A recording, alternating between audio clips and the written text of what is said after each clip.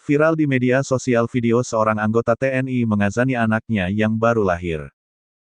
Kisah itu menarik perhatian warganet, karena anggota TNI tersebut mengazani bayinya melalui video call. Pria tersebut tak bisa secara langsung mendampingi istrinya saat melahirkan. Video itu diunggah oleh Horidatul Faisa asal Malang, Jawa Timur.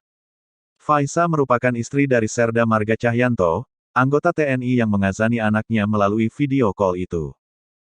Ia menyampaikan, saat itu suaminya tengah mengikuti sekolah calon bintara, Secaba. Sehingga, dirinya tak bisa didampingi suami saat proses melahirkan. Waktu beberapa minggu sebelum lahiran, suami diperintahkan untuk mengikuti Secaba di Jember. Suami minta izin pulang, tapi tidak bisa, ujar Faisa saat dihubungi Tribun News, Senin tanggal 26 Juli tahun 2021. Biasanya handphone juga dikumpulkan. HP dikasih karena untuk memantau istrinya melahirkan. Akhirnya bayi terpaksa diazani lewat HP, karena itu pesan saya sebelum masuk ruang operasi, jelasnya.